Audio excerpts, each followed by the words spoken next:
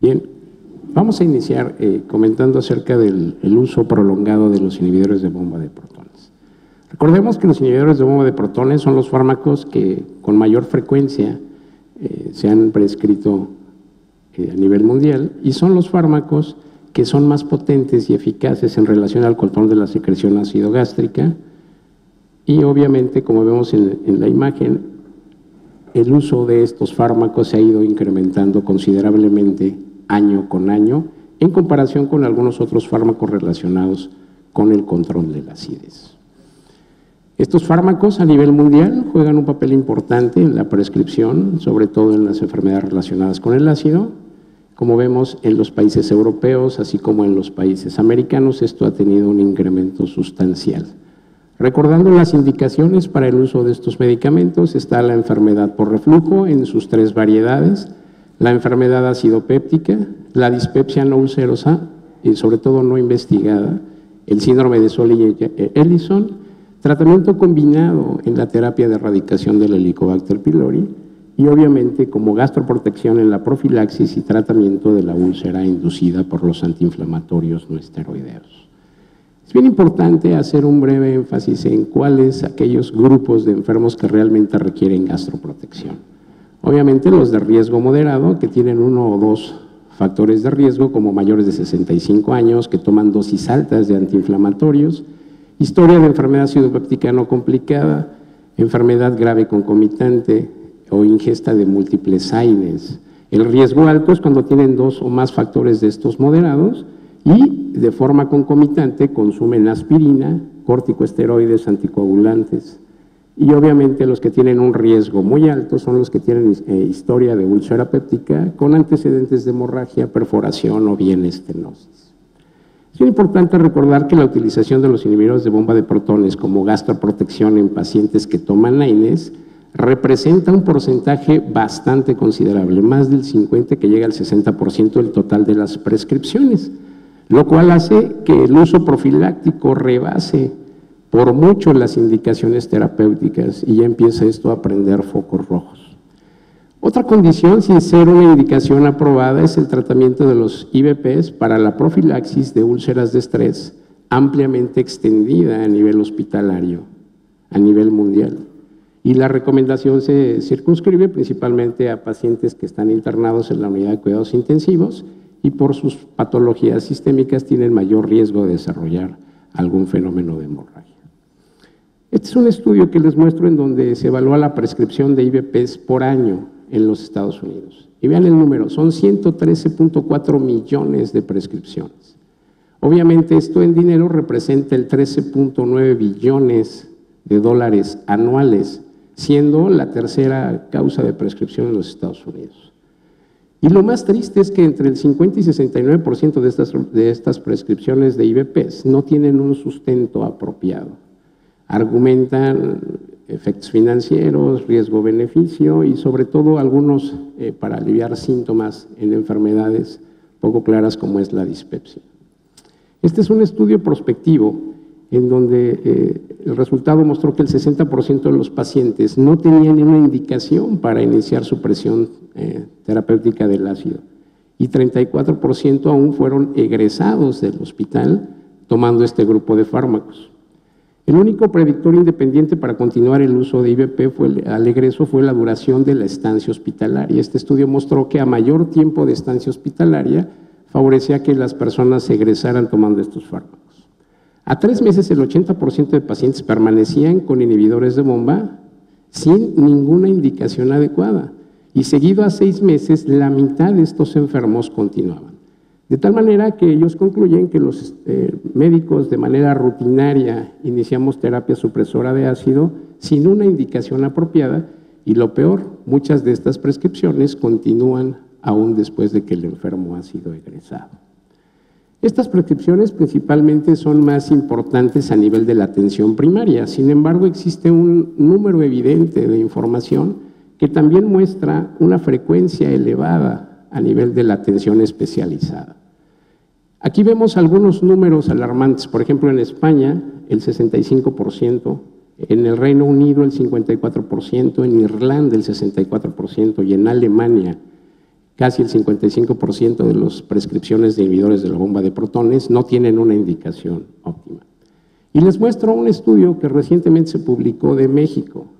Obviamente es un estudio con 153 pacientes, en donde ellos dicen que la indicación fue inadecuada en el 35% de los casos.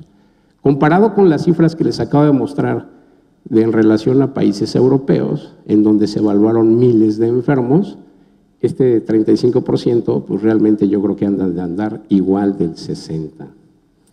Este es en el estudio de nuestro país, en donde ellos mencionan cuáles fueron las indicaciones adecuadas, y dentro de las indicaciones no adecuadas, vemos que la prescripción sin diagnóstico ocupó el mayor porcentaje.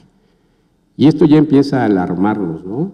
22.2% de los enfermos no tenían ni siquiera un diagnóstico y se les estaba utilizando este grupo de medicamentos. La comparación entre el uso de IVPs en los pacientes admitidos un mes antes y un mes después de la implementación de guías para el uso adecuado de estos IVPs, esto fue motivo de estudio, es algo bien interesante que yo creo que deberíamos de empezar a practicar en nuestro país.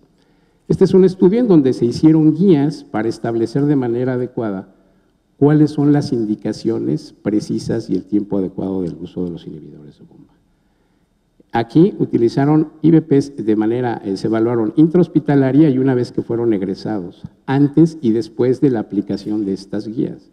Y vean cómo el uso de la introducción de guías estandarizadas produjo una reducción importante en el uso de estos fármacos, tanto en el manejo intrahospitalario como al ser egresados de estos enfermos, reduciendo de un 27 a un 16 y de un 16 a un 10%. El consumo crónico de los fármacos favorece el desarrollo de efectos adversos que habitualmente la gran mayoría de los IVPs produce, como cefalea, estreñimiento, diarrea, náusea, dolor abdominal.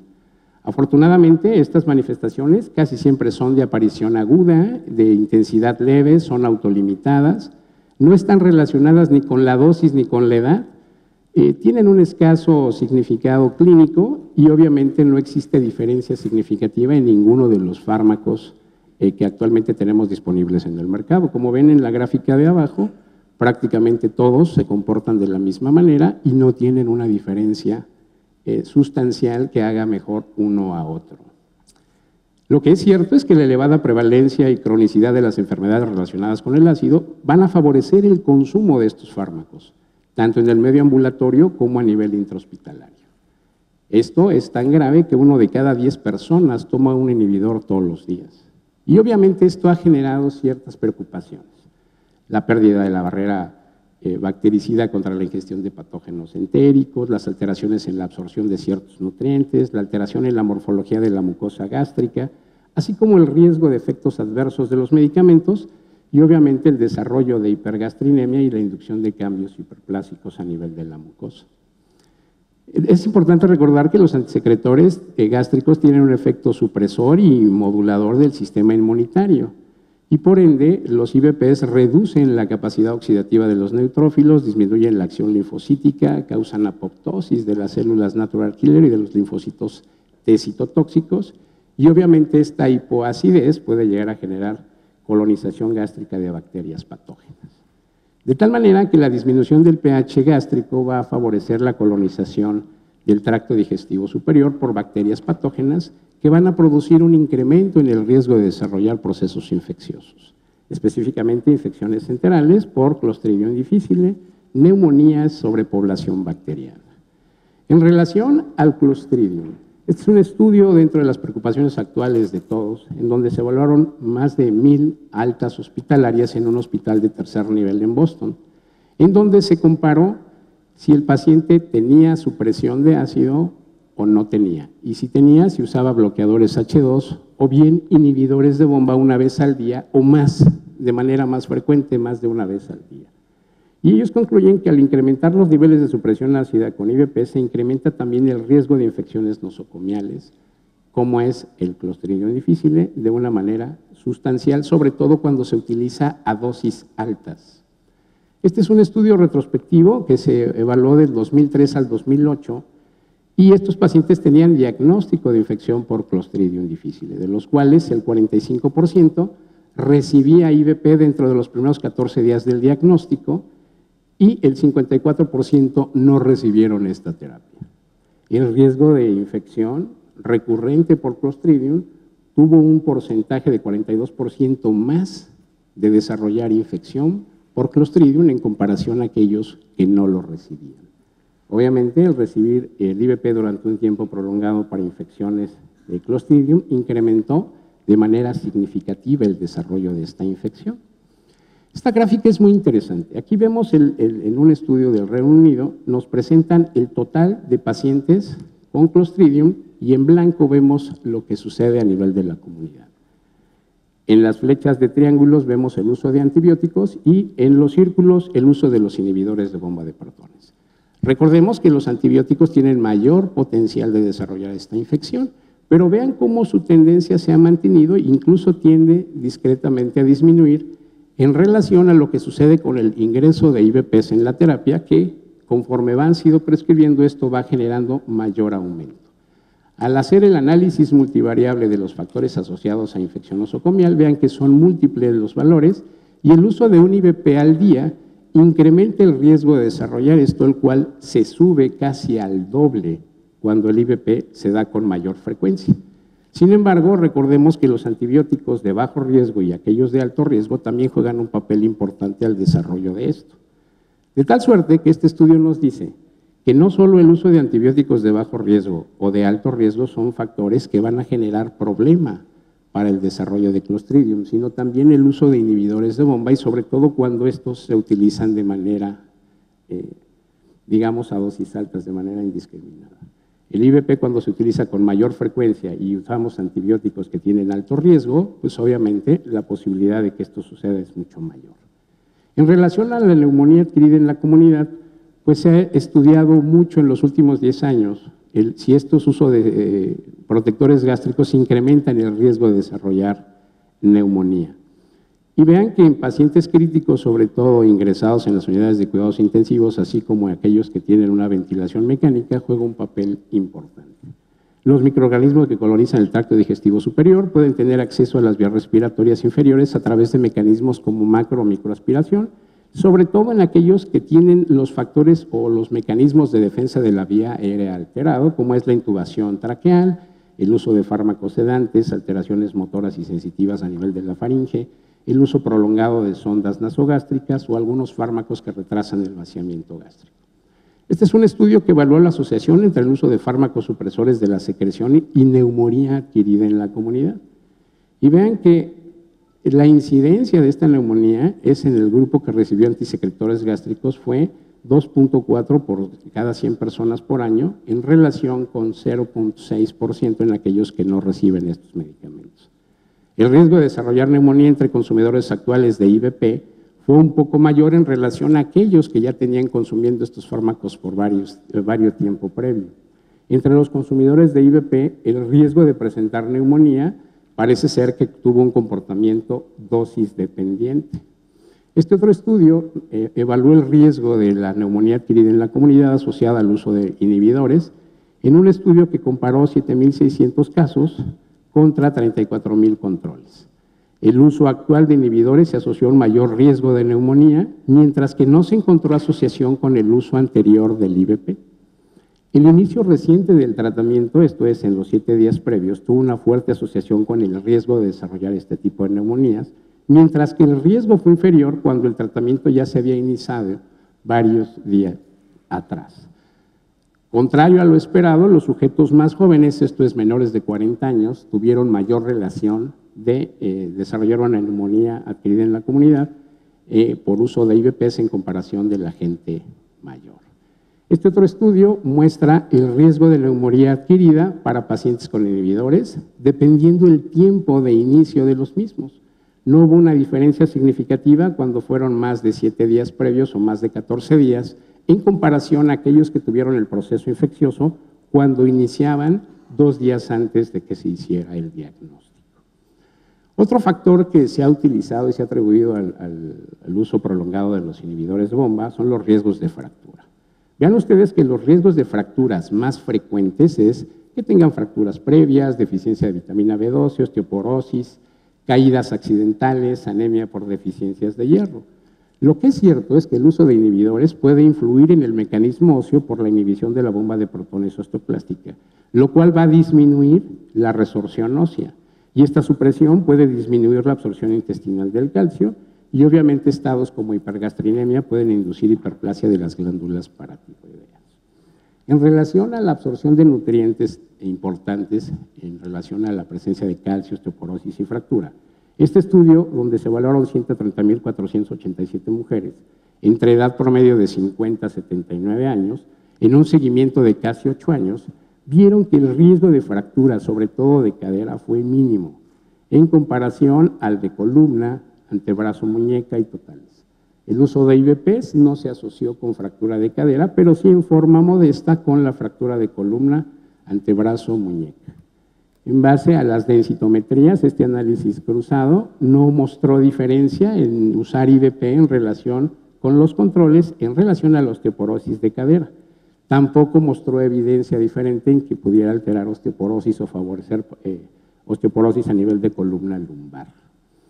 Este otro estudio recogió base de datos en la atención primaria en pacientes que tenían fracturas de cadera entre 1987 y 2003 en mayores de 50 años, y los resultados muestran que en pacientes tratados con antisecretores por más de un año presentaban un incremento del riesgo de fractura de cadera. Y obviamente esto tuvo que ver en relación al tiempo y a altas dosis y fue obviamente mayor en las mujeres. En relación a la alteración de la absorción de la vitamina B12, todos sabemos que el ácido gástrico es necesario para que las enzimas pancreáticas puedan actuar sobre esta vitamina y se absorba a nivel del ilion terminal a través del factor intrínseco. Ven cuáles son realmente lo que produce esta deficiencia. Neuropatías, trastornos de la marcha, degeneración espinal, depresión, anemias megaloblásticas. El riesgo teórico existe, solamente teórico, de que la inhibición de la secreción ácida disminuye la absorción de algunos nutrientes. Sin embargo, en pacientes con uso crónico de IVPs, este déficit y una dieta adecuada difícilmente lo vamos a observar. Estas deficiencias de vitamina B12 son más frecuentes en individuos de mayor edad con una prevalencia hasta un 15%.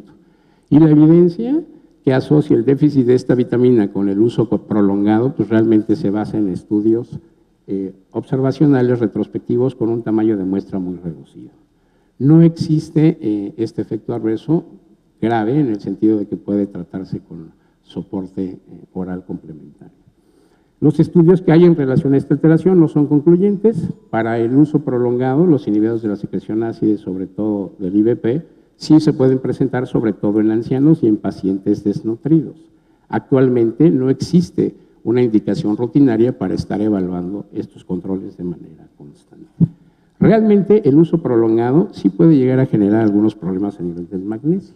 La mayoría del magnesio se encuentra en la fase mineral del hueso, es un factor de más de 3.000 reacciones enzimáticas y menos del 5% del magnesio corporal se encuentra en el plasma, sobre todo en forma no ionizada. Las causas de hipomagnesemia son aporte insuficiente en la dieta, absorción intestinal inadecuada, pérdidas urinarias, redistribución. Y los síntomas para que se lleguen a presentar por una hipomagnesemia es cuando el sujeto tiene concentraciones plasmáticas inferiores a 1.2 miligramos por decilitro. El uso prolongado de IVP en relación a la hipomagnesemia tiene en forma concomitante con hipocalcemia, que obviamente va a disminuir la producción de hormona paratiroidea y puede generar debilidad muscular, tetania, delirium, convulsiones, coma. La prevalencia de hipomagnesemia asociada a IVP se desconoce. Sin embargo, la hipomagnesemia asociada al uso de IVP es un efecto de clase y no de algún fármaco en particular, y las concentraciones séricas de magnesio se normalizan al suspender el tratamiento. En relación a la nefritis intersticial aguda, es un efecto común de clase desencadenado por una reacción de hipersensibilidad inmune inducida por el fármaco o por bien algunos de sus metabolitos sin tener relación directa con la dosis del medicamento. El tiempo de aparición es muy variable, que va desde horas a meses y es de severidad en relación al fallo renal también indistinta. La edad de presentación más o menos es de 50 a 60 años. La relación es más frecuente en las mujeres que en los hombres y el IVP habitualmente es consumido de 1 a 8 semanas antes de que aparezca esta alteración. Los síntomas son totalmente inespecíficos: náusea, vómito, dolor de espalda y fiebre, y frecuentemente hay una prescripción asociada de penicilina, cefalosporina y de AINE, Esto también es importante considerar. Las biopsias renales confirman el daño y la suspensión del IVP lleva a la resolución de la enfermedad, pero no está bien claro si el desarrollo de una nefritis intersticial aguda generada por un IVP puede subsecuentemente ser tratado con seguridad al cambiar de fármaco. Para finalizar, los pólipos. Todo el mundo sabe que los pólipos son glándulas fúngicas, pueden aparecer en forma esporádica y asociadas a síndromes de poliposis adenomatosa familiar. Estos pólipos habitualmente son hiperplásicos de glándulas fúngicas y se ha descrito su asociación con el uso continuo de estos inhibidores de bomba como consecuencia de una hiperplasia de células parietales. Frecuentemente son asintomáticos. Estos pólipos de las glándulas fúngicas se encuentran a nivel del cuerpo, fondo, respetando siempre el antro, tienen un componente inflamatorio, son totalmente benignos, no requieren ser biopsiados, ni tampoco existe una guía que diga que tenemos que tener un seguimiento en relación a esto. La gran mayoría de estos pólipos, después de 6 meses a 1 año de haber suspendido el medicamento, desaparecen. En conclusión, podemos decir que no todos los pacientes en tratamiento con AINE necesitan un gastroprotector. Al incrementar los niveles de supresión ácida con IVP, se incrementa también el riesgo de infección nosocomial, como es el Clostridium difficile. El uso de IVPs puede no ser un riesgo en el desarrollo de neumonía adquirida en la comunidad. La relación en las alteraciones óseas, la dosis estándar de un tratamiento por periodos cortos se asocia a un mínimo de riesgo de desarrollar fracturas. El riesgo puede ser elevado solo en aquellos enfermos que tienen un alto riesgo per se de desarrollarlas. El déficit de vitamina C con el uso crónico de IVP y una dieta adecuada es poco frecuente. No se justifica la monitorización rutinaria de los niveles de vitamina B12. La hipomagnesemia asociada al IVP es un efecto adverso que puede producir manifestaciones clínicas y graves, y estas sí deben vigilarse, con concentraciones plasmáticas de magnesio y calcio en los pacientes tratados. El tratamiento de pacientes con hipomagnesemia se usa el uso de IVP, simplemente dar un magnesio suplementario y suspender el fármaco. La nefritis intersticial es un efecto de clase generado por una reacción de hipersensibilidad inmune. Los pólipos de glándulas fúngicas es un hallazgo endoscópico frecuente en este grupo de enfermos y no requieren mayor manejo específico. Muchas gracias por su atención.